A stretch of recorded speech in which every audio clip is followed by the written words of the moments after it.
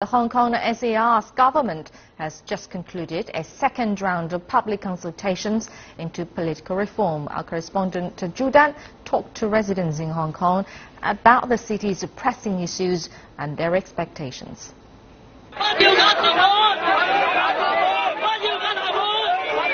Images from last year's student-led rallies and protests in Hong Kong may have faded for some. But Hong Kong still faces serious economic challenges. Retail shopping is on the decline. Business at this store, which opened 28 years ago, is way down. According to our figures, retail sales dropped 20% last month compared to the same period last year. We think this is the result of the Occupy Central movement, which led many tourists to avoid coming to Hong Kong. According to the government, retail sales in January decreased by nearly 15% compared to 2014. It's the first decline in any January since 2007. Officials point to last September when protesters began blocking the main roads in Hong Kong.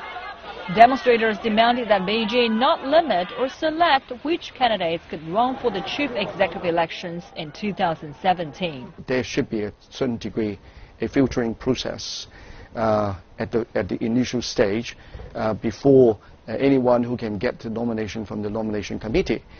And then to move on to the second stage to face the general public in the general election. A political reform package will be unveiled next month and will be voted on during the Legislative Council meeting in June. If this cannot be done, then we will be, back to the circle, back to square one. And that wouldn't, help improving the Hong Kong situation at all. The latest survey conducted by the Hong Kong Public Opinion Research Center shows that more than 60% feel the Legislative Council should pass the government's political reform package. For many, housing remains the most pressing issue. Young people especially cannot afford to buy a house. Housing problem? Too expensive. The price is too much. 200 square feet costs about $500,000 US. For store owners like Xu, he hopes political reform can be achieved peacefully, so perhaps his business can grow again. Zhu Dan, CCTV, Hong Kong.